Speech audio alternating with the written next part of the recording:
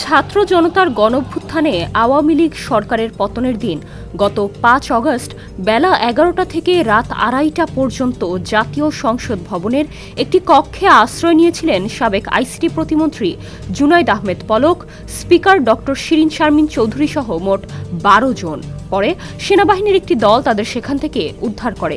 বুধবার ঢাকার metropolitan magistrate GM. Farhan ইশতিয়াকের আদালতে রিমান্ড শুনানিতে এসব তথ্য জানান জুনাইদ আহমেদ পলক। শুনানিতে তিনি বলেন, আমার বিরুদ্ধে মিথ্যা অভিযোগ আনা হয়েছে, আমাকে জেলগেটে জিজ্ঞাসাবাদ করা হোক। শুনানি শেষে আদালত বাড্ডা থানার একটি হত্যা মামলায় পলকের ২ দিনের পুলিশ রিমান্ড মঞ্জুর করেন। গত বছরের ১৫ অগস্ট পলককে গ্রেপ্তার করা হয়। এরপর বিভিন্ন সময় তাকে হত্যা ও হত্যা চেষ্টা মামলায় রিমান্ডে নিয়ে জিজ্ঞাসাবাদ করা হয়েছে। বর্তমানে তিনি কারাগারে আটক রয়েছেন। চলতি বছরের ৬ ফেব্রুয়ারি এই মামলায় তাকে গ্রেপ্তার দেখানো হয়। এদিকে গত বছর সংশ্লিষ্ট একটি সূত্র জানিয়েছিল, সংসদ ভবনে সেদিন লাখো ছাত্র জনতা অবস্থান করছিল। তাদের উপস্থিতিতে সংসদ ভবন ছিল উত্তপ্ত এবং প্রত্যেক মুহূর্তে ভয় কাঁপছিলেন নেতারা।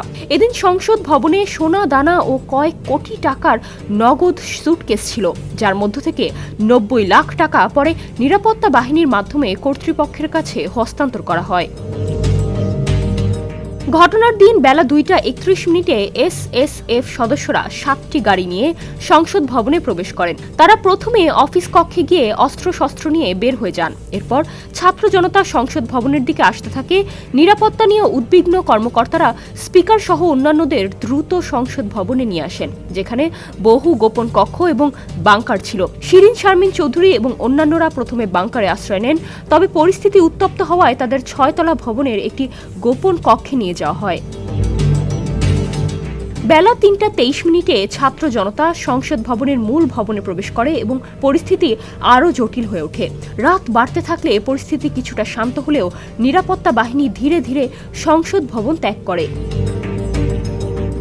সারা রাত সংসদের গোপন কক্ষে কাটানোর পর রাত আনুমানিক ২:৩০টায় সংসদের সার্জেন্ট অ্যাট আর্মস সেনাবাহিনীর সাথে যোগাযোগ করেন।